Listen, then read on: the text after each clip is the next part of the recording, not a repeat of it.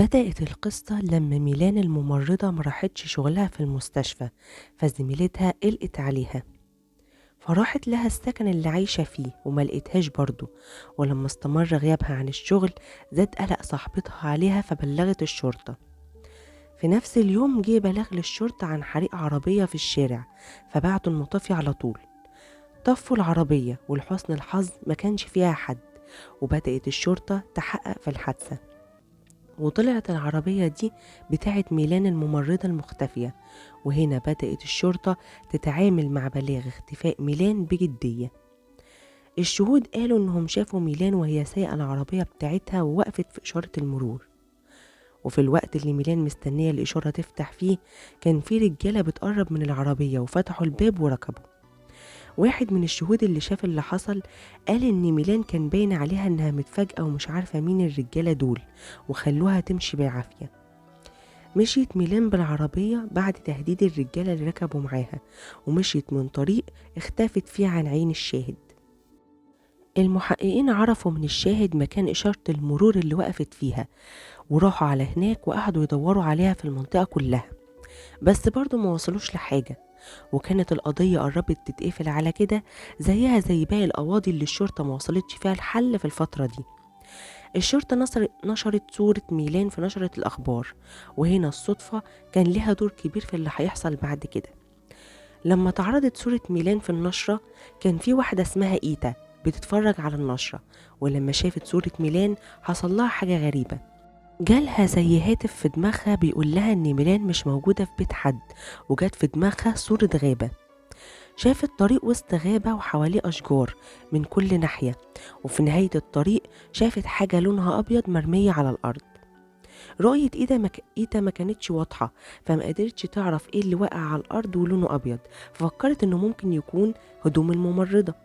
كل ده حصل لإيتا لما شافت صورة ميلان، فحست إنها إشارة روحانية وبدأت تفكر في الموضوع، وشافت إنها لازم تبلغ الشرطة وتقول لهم اللي حصل معاها حتى لو كلامها هيعرضها للسخرية.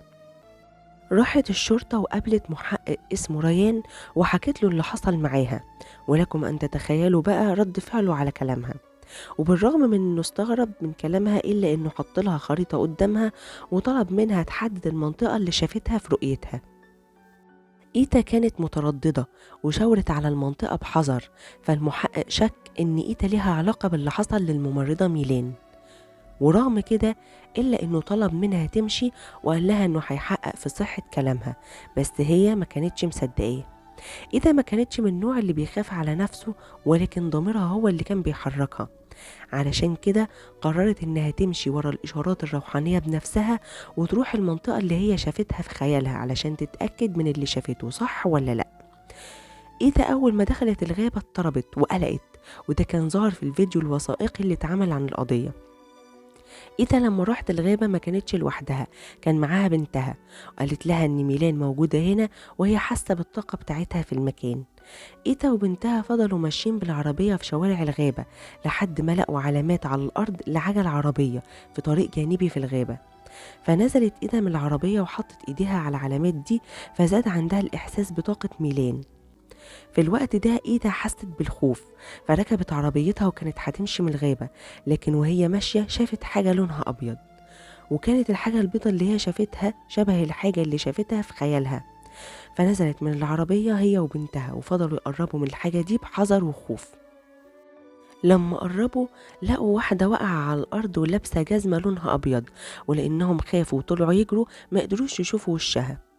إيتا راحت على الاسم وبلغت باللي حصل، فراحوا على المكان اللي قالت لهم عليه ولقوا ميلان فعلا، واتضح ان ميلان اتعرضت للسرقة والاعتداء عليها وفي الآخر خلصوا عليها. المحققين اللي سمعوا القصة من إيتا ما كانوش مصدقينها، وفكروا ان ليها علاقة باللي حصل لميلان زي ما فكر المحقق ريان بالظبط. فقعدوا يستجوبوها مدة طويلة علشان يضغطوا عليها وتعترف انها شافت ميلان قبل كده او تعرفها، لكن إيتا فضلت مصممة على قصتها. ورغم ثبات إيتا على موقفها وكمان مفيش دليل ضدها، إلا إن المحققين كانوا متأكدين إن ليها علاقة باللي حصل، فطلبوا منها إنها تعمل اختبار كشف الكذب، وهي وافقت ونجحت في الاختبار مرتين. ولأنهم كانوا متأكدين إن إيتا ليها علاقة باللي حصل فشككوا في نتائج الاختبار وقالوا إنها مش واضحة، وحبسوا إيتا على ذمة التحقيق.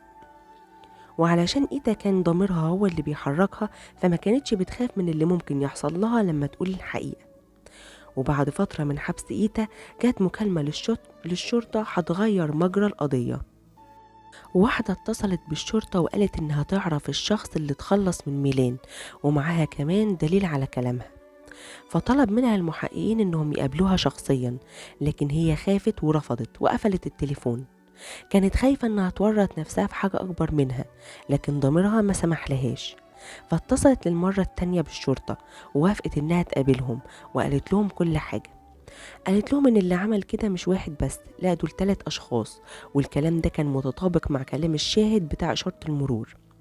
واحد من ال3 دول كان صاحب الشهادة وهو اللي حكى لها اللي هم عملوه، وادالها حجر وطلب منها تخبيه. الحجر ده هو اللي اتضربت بيه ميلان حسب تقرير الطب الشرعي. الشرطة قبضت على صاحب الشهادة واعترف على زمايله التانيين، وال3 قالوا إن الغرض من اللي عملوه كان السرقة بس، لكنهم خافوا إن ميلان تبلغ عنهم فقرروا يخلصوا منها وتقدموا ال3 للمحاكمة. أما بالنسبة لإيتا فرفعت قضية على الشرطة وطلبت تعويض لأنهم حبسوها من غير دليل ضدها.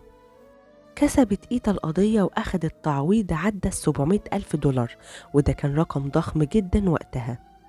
الغريب بقى إن المحققين بقوا يستعينوا بإيتا في القضايا اللي شبه قضية ميلان باعتبارها خبيرة روحانية. وبغض النظر على إن إيتا خبيرة روحانية، لكن اللي عملته كان شيء فريد لأنها عرضت نفسها للخطر علشان توصل للحقيقة. انتم ايه رأيكم؟ هل ممكن الأموات يتواصلوا مع الأحياء بالشكل ده ولا الموضوع كله كان صدفة؟